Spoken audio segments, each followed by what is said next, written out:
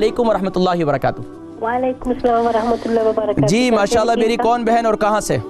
मैं मिसेज अहमद बात कर रही हूँ स्कॉटलैंड से। जी मिसेज अहमद, फरमाइए स्कॉटलैंड से। आपका प्रोग्राम मैं हमेशा देखती हूँ, बहुत अच्छा होता है। बहुत शुक्रिया, जज़ाकल्लाह। बताना चाहती हूँ और एक बात भी पूछना चाहती हूँ। मैं आपकी बीमारी को बारे में बताना चाहती हूँ। मुझे आस्थमा भी है, जोड़ों का दर्द भी है और मुझे और क्या है, ब्लड प्रेशर भी है। वो एक दवाई का इस्तेमाल करती हूँ, दूसरे जरा जोर से कहें, आप जोर से बोलें। मुझे ब्लड प्रेशर है, जोड़ों का दर्द है और आस्थमा भी है। ठीक है। हाँ, मैं दवाई तो करती हूँ जो डॉक्टरों ने दी है। मैं एक बात पूछना चाहती हूँ जी, मैं एक बात पूछना चाहती हूँ कि मैं जब रात को सोने लेटती हूँ ना, मेरे दिल की धड़कन जो है ना, हार्ट बीट तेज हो जाती है। इसके बारे में आप कुछ बताएंगे कि कोई देसी इलाज? ठीक है। आपका वजन कितना है? वजन मेरा 11 स्टोन। अच्छा, आपकी उम्र कितनी है? उम्र 50 प्लस।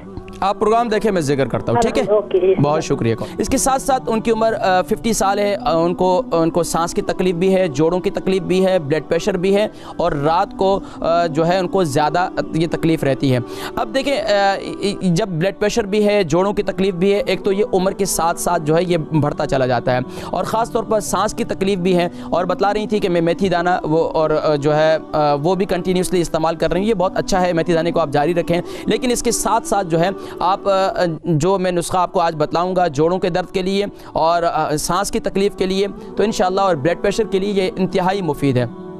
इसका ये है कि एक कावा है, दिन में आपने इस्तेमाल करना है। वो क्या है, अदरक को जो है एक 3 इंच का टुकड़ा उसको कद्दूकश कर लें और उसमें इसी तरीके से ग्रीन टी डाल दें और मिंट यानी कि पुदीना डाल दें और इसी तरीके से आप उसमें दारचीनी यानी सिनेमन की 3 इंच की टुकड़ी, 3 इंच की जो है वो टुकड़ियाँ उसमें छोटी छोटी करके डाल दें। इसका कावा बनाएं, उसको खूब अच्छी तरीके से उबालें और दिन भर इसका पानी, जब भी आपको प्यास लगे तो ये वाला पानी इस्तेमाल करें। लेकिन अगर आप पीते भी हैं पानी, आपको सादा पानी की ख्वाहिश होती है, तो नीम गर्म पानी इस्तेमाल करें। हमेशा जो लोग भी नीम गर्म पानी पीते हैं उनका ब्लड प्रेशर हमेशा नॉर्मल रहता है। जो अभी आने वाली सर्दी का मौसम है, ठंडा पानी आपकी सेहत के लिए अच्छा नहीं होता।